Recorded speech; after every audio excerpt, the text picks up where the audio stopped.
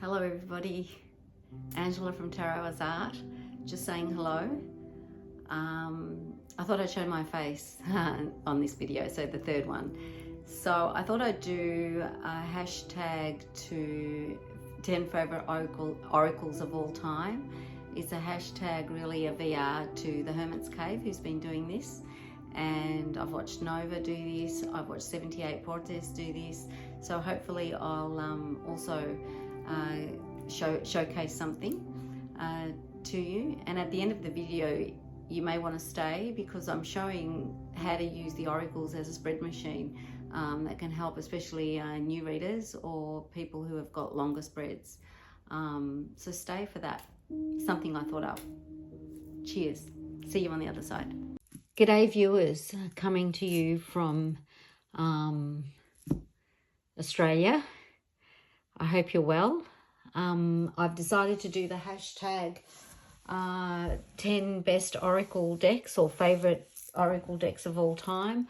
I think Simon at the Hermits Cave did this. Very grateful. I'm watching all of Simon's videos, the Hermits Cave. He probably doesn't know that, but I watch him. I just love watching him. And I think I watched 78 Portes and Nova and Honey Lou, and I thought, yeah, why not? Let me do mine as well. So theirs were great and informative and insightful, and I hope you enjoy mine. At the end, what I'll do is I'll show you my last two and how I use them as spread machines, especially the Zodiac and the Tree of Life, and how I use those oracles to assist with those type of reads, because those type of reads can be full on, and sometimes I think the spread machine underneath helps. So I think you should stay for that. And thanks for everyone I'm shocked with that I've even got one subscriber, let alone the amount that I've got. So I'm really grateful and humbled, and like and feel free to comment and feel free to tell me how I can improve. I'm sure there's many ways I can improve. Anyway, let's start because it'll be too long otherwise. So no particular order, and you know from my last video that you now know I can't count. So I have counted that I've got 10 decks, so I'm not going to say deck 1, deck 2, deck 3 because I'm going to get all confused. I've got 10 decks out here, so I know what I'm doing. So that to that extent. Okay, number 1, no particular order, Tantric Dakini. Nick Douglas and Penny Slinger from the late 1970s. There's the Cardew straight away. Let's try and just come in a bit more. A deck based on a lot of it. It's a spiritual deck on Eastern mysticism and big themes. It's a big oracle. It's an original oracle. It pairs well with a lot of modern decks. It's collage style, a lot of it. The deep end, and I think it does trigger a lot when you're reading. I only use, let me clarify it, I only use oracles to accompany tarot readings. I do not do oracle readings per se on their own, and I don't just do an oracle. The oracle helps the reading and helps me help the querent and uncover maybe more information or give advice. That's how oracles work for me. And I would only, the Tantric Dakini, I mean, look at it. What were they on, honestly? What were they on in the 70s? There's Lord Ganesha, here we go. Lord of Obstacles in a spider's web. Yeah, so this deck would only come out depending on, you know, on the reading. It's not one I would use every day because it can't help everyday problems. It's sort of bigger issues. Dangerous Pussy, the past. Some of the cards, yeah, they're really stuck in the era, but I think they're great. And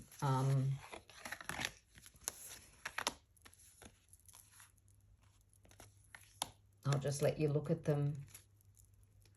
I think it's been an influence on a lot of deck creators that came after them as well. It's a very original deck, and for its time it would have been groundbreaking and spectacular. The Last Laugh. Shiva, the Pillar of Fire. I'll leave it there because he's a destroyer and we don't want to... we'll stop there. So I think they're very knowledgeable. I don't know what they were on when they created it. Some of the imagery is strange, I've got to say, but it's a great deck and highly recommended and should be in everybody's tarot collection. Number two is my favorite themes, probably Greek mythology. And thank you to Theia at Garden Goddess Tarot for creating this. I think you can get it on Make Playing Cards. It comes to Australia nicely because we have issues here. And I've edged it in this bronze. And she's just done a superb job in this deck. She's got Theia. She's got the Greek writing for the Greek name. And she's got the anglicized version of the translation. Not the Latin version so much. That we're used to, so it may be a bit exotic when you see it, but certainly she's got the names, and that's Anaki, Pythia,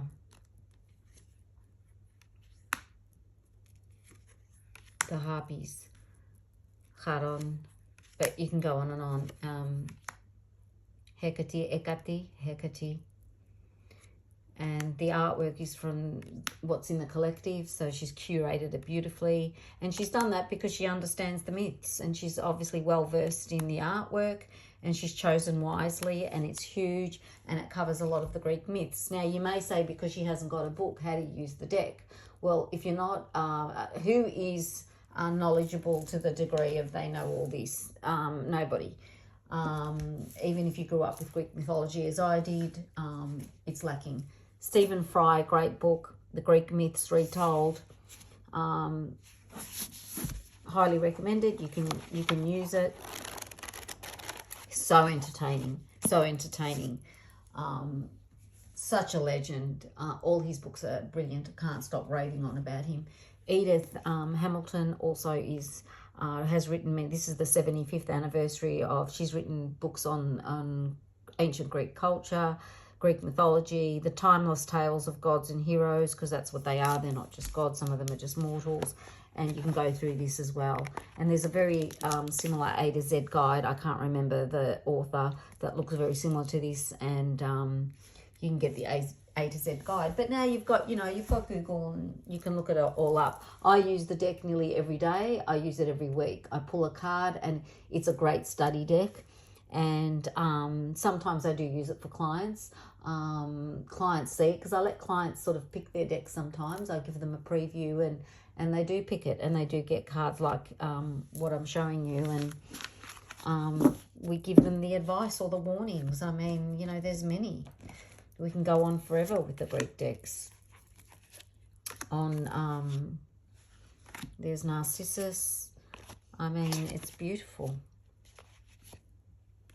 I think I've got some of it upside down, but I use it, so it's, it's just beautiful. She's done a great job. Thank you, Theia, for doing this. If you ever did a pamphlet with a few words on each card, it may be a big project for you, but it would be highly appreciated. And why don't you bring a tarot deck out as well? I know you've seen the Odyssean Tarot, but I think you could also do one. So that's that deck. We've done the Tantric Dakini. Okay, so let's move on. I use the Lenormand as an oracle. I don't do grand tableaus with it. I don't really read with it, but I love its simplicity and its directness, and often use it. I like this modern one. This is the Inner Witch Lenormand. It's an Australian deck. It's in a tin. She did a presentation for us at the Tarot Guild, and there's the clover, and I love its simplicity and its beauty. The whip. Oh, the whip. And sometimes the rat. And sometimes when you need a reading, birds.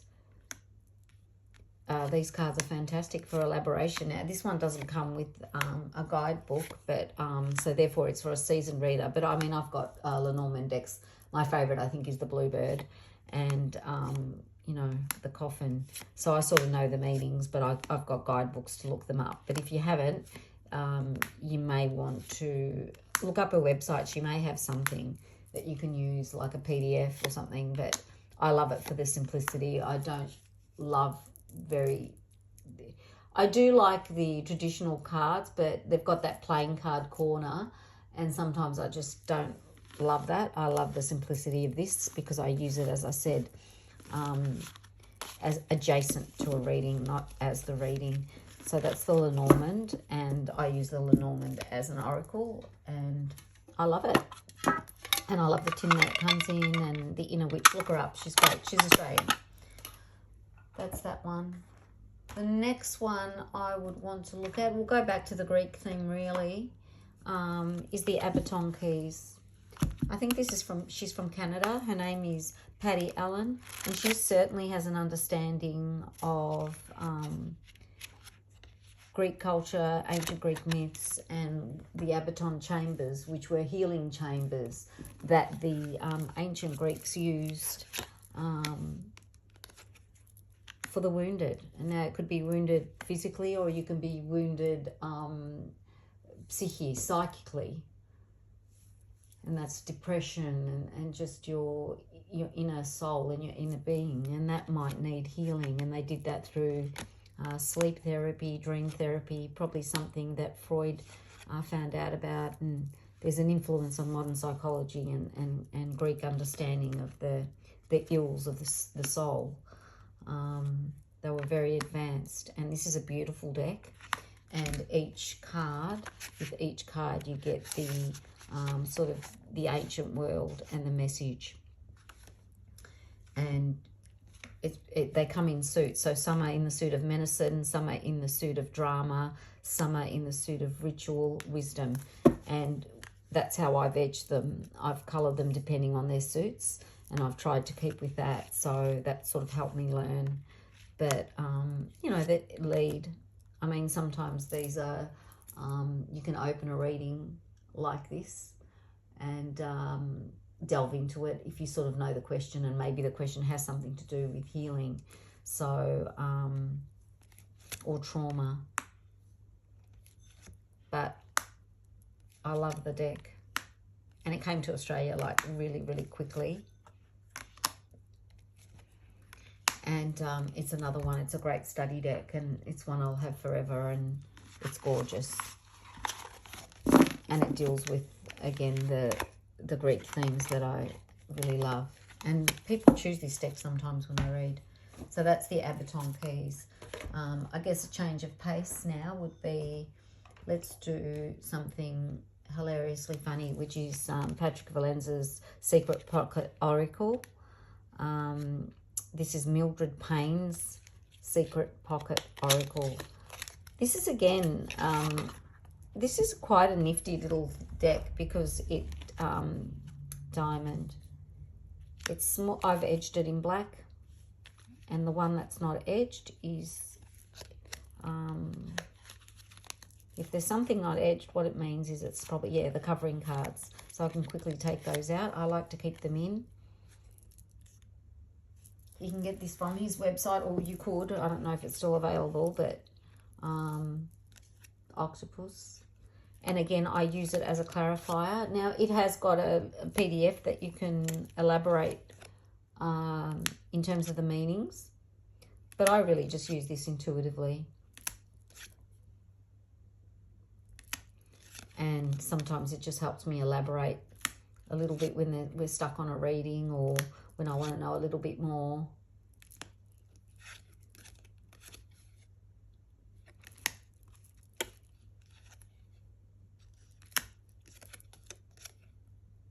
And there's heaps of them. That's what I like about it.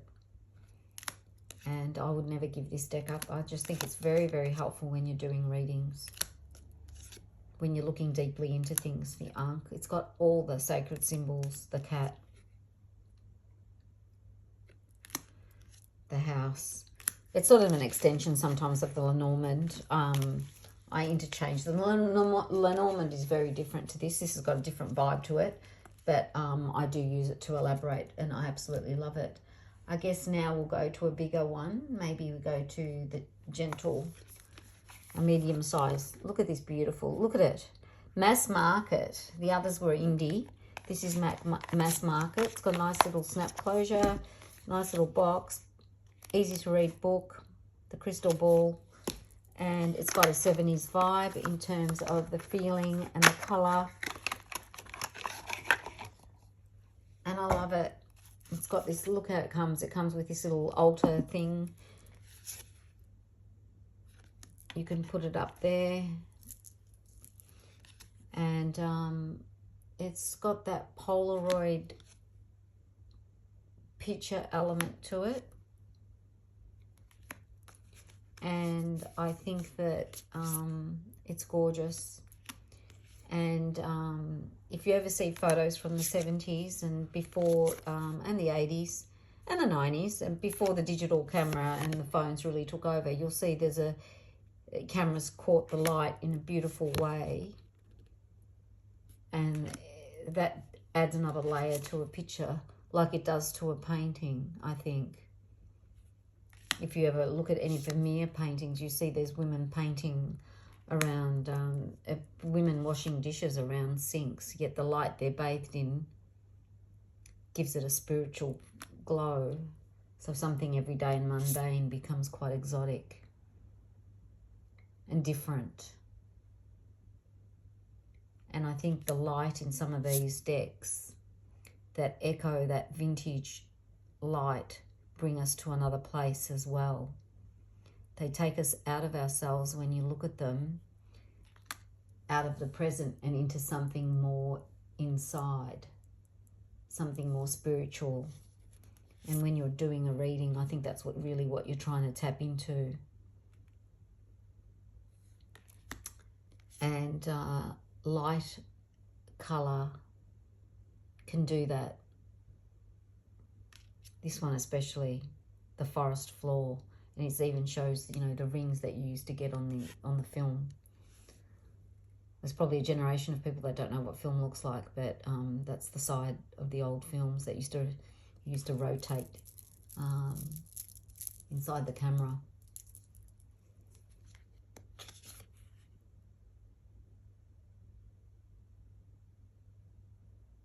And they allow you that, I think there's a card in the other deck called Contemplation in the Abaton keys. And what does contemplation means? Con, come together, temple, templation. That's the word, contemplation. You go into a temple together and you contemplate. And I think a lot of these cards that are special to me assist me on how to contemplate, and maybe sometimes assist the querent as well to be in that sort of flow state where they're just outside of the present for a moment, because you can't analyze the present while you're in it. You have to step out of it, and that's what a tarot reading does.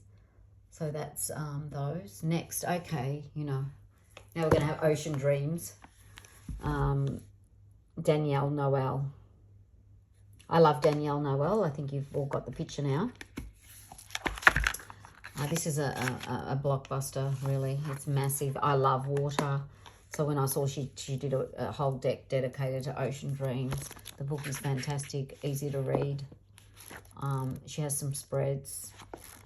And she deals with all sorts of cards that deal with water, water priestess, waves of change, whispers of time, and the colours and everything's just beautiful. It's a sort of big box, but not too bad. Beautiful there. Eternal beloved, bless your oceanic heart. It's like the bottom of the clear blue water. It's just stunning. It just leaves me speechless sometimes, her work. I'm into it. I know a lot of people don't like the sort of star childy part of it and this, that and the other, but I love it. There's a little note in front of it. I'll just show you some of the cards so you can see. I mean, it's not a cheap deck, but Inner Compass, Inner Sanctum,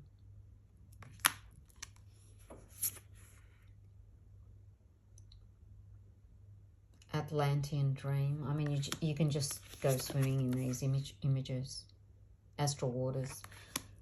I guess you can't read it intuitive as well as some other decks. This is something that Ocean Beloved, that you probably come to know, but I don't think that's a drawback.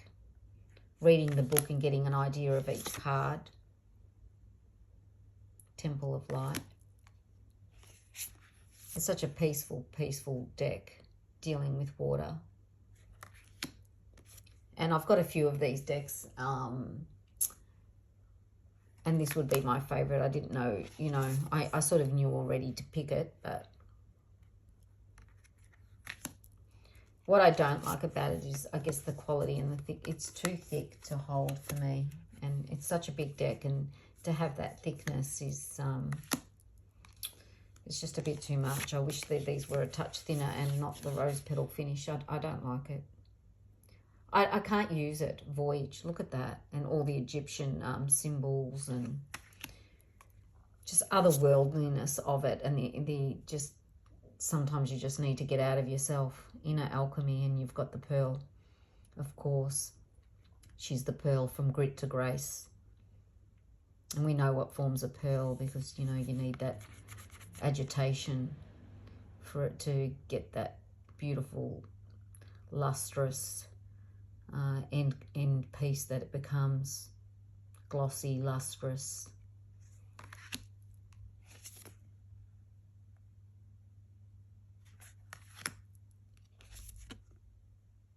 Healing waters.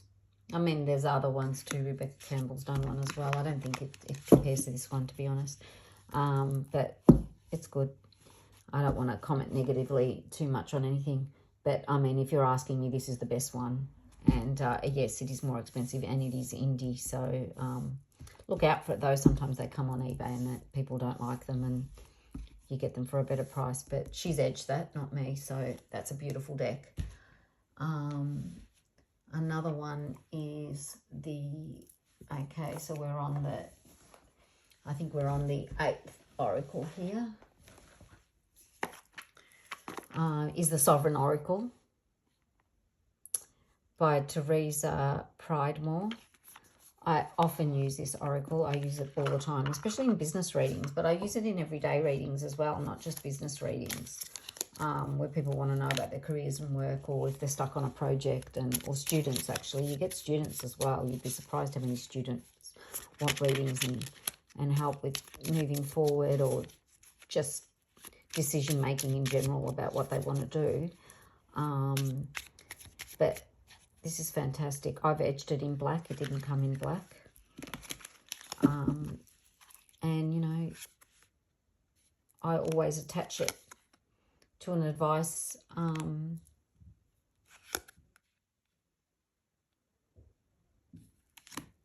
section in a reading. I often pick one of these. And I think they do help.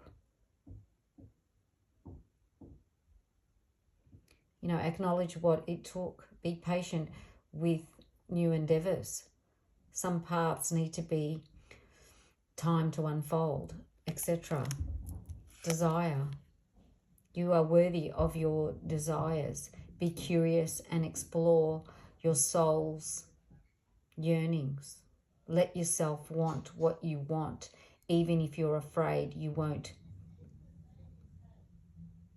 or will get it.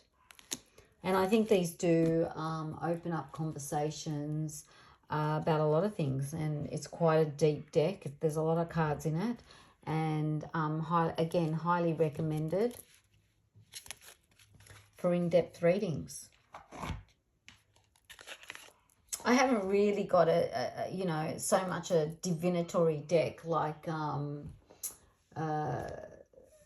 that you would use as, you know, in the old days where something would come out in this selection, but I do own them in case you're wondering. Okay, the last two are fantastic. I use, let's get into the Mystic Mondays Astro Alignment deck. This came in a big box. The box is gone because everyone knows I hate big boxes. So, but in the big box there was a little box, which that's the good part, because then I can just have that. You can see clearly at the back what they're like, what the size is like. I've edged them because they've got different sections. It's got a great book, easy to read, all sectioned out. The houses, the planets, the moon phases, aspects, conjunctions, retrogrades, time travel, all sorts of things. What doesn't it have? I'm not sure how many cards it has, because I mean, I could try and read the beginning of it and find out, but I don't want to waste everyone's time. But we can see clearly, look, I mean, look at that. There's a whole lot of cards. So how do I use it as a spread machine? Well, quite obviously, what I love about it is the size. So I can start setting it all out. Second house, third house, fourth house, sixth house, fifth house, sixth house, seventh house, eighth house, ninth house, 10th house, 11th house, 12th house. So if you want to do an astrological wheel, maybe I will just do that.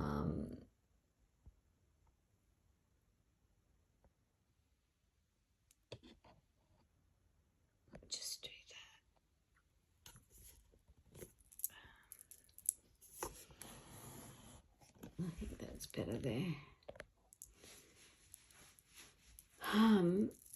I think if you do want to do an astrological wheel, and sometimes you get caught in terms of what it could mean, the keywords, the 3 keywords I've written forth on some, really do help. So you've got family, roots, foundation, third house, communication, travel, transport, local community. I mean, sometimes local community is not something I think about really with the third house, but all the houses here have something. The 12th house, of course, karma, shadow, secrets. It gives you just a little sort of jolt into the meanings. And of course, then what you can do is, once you've shuffled your deck nicely, and this is a pretend read, guys, we don't want real reads, you know, you can just start laying them out. Where is the first house? Where did that go? But you get the idea. I don't know where the first house has gone here, but we're starting with the second house. But the first house is usually the personality house.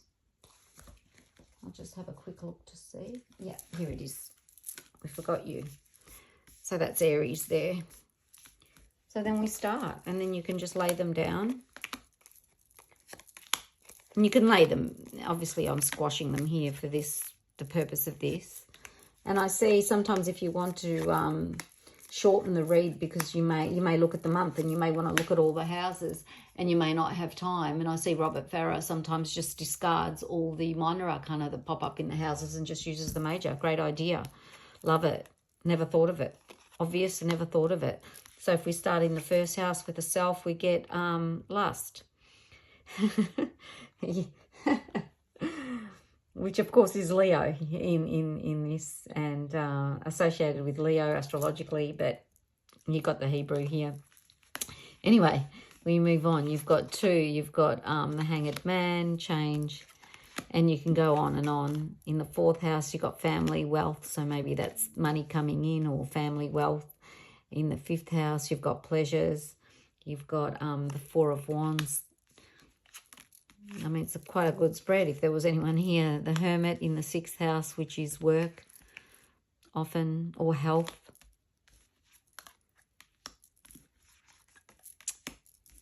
And I did it with the Crowley deck because it was around. But, yeah. And then the 12th house, we forgot on the last house, secrets. Yeah, the Tower. Yeah, so who knows what towers could evolve from the shadows and secrets that are getting held. I mean, this is all just a sort of pretend reading, but you can see how it could work, and you could, you know, start subtracting if you want to make it shorter, the minor arcana, or if you want a really long read, you can go through every single house and really have a good reading with a client And I think sometimes you do need those keywords, and this is just a quick way of having it in front of you and making it work. And that's why I love the deck. But it's just fantastic. It's just got so much in it. And in fact, I probably want to get a backup of it. And I'll do another video on how many decks I've actually got backups of, and not many. But this is mass market, and I love it. It's useful. That's why I love it. It's utilitarian. Some things you buy just, you know, for form. This is form and function. And it's nice, thin, unspecial cardstock, which I love. I can shuffle it. So that's that, and that's how I use that as a spread machine. And how I wouldn't shy away from doing it like that. And I guess we can put these away. And then we've got the final deck that I use in a similar manner. Best deck ever. Tree of Life. Just a fantastic oracle. And I think anyone that uses this will understand the Tree of Life better. And it is complex, and it's got Kabbalah in it and everything. The book is outstanding. It's by David Wells, artwork by Roberta Orpwood. The artwork's lovely too. It pairs lovely with the Thoth, obviously. And I think they must have had that in mind. And then you've got no two trees are alike. This is yours and yours alone. Grow, stand tall amongst the stars. And of course, the Tree of Life is about growth, is about looking at your life. And this deck is beautiful. I've edged it. It didn't come edged. It's just a mass market deck. And it comes with heaps of extra cards like the Tree of Life there. You know, you've got the Pillar of Mercy. You've got the middle pillar, pillar of Severity. And that helps you when you set up I would use it as, I often would use this as a spread machine as well. Apart from all the other cards, the tree is the tree of life, and in the tree there's little branches and all the connectors, and you can go and do a very complicated read with all the paths too. I'm going to use 11 cards. I'll show you the 11 cards here, but obviously, and that guides you as well in terms of how you want to lay it out. But you know, you start with Heather. I've had some incense that obviously had a problem lighting. Heather, I don't know if you can see that. Hopefully you can. And then you've got 2, 3, 4, 5, 6. I'll just move those.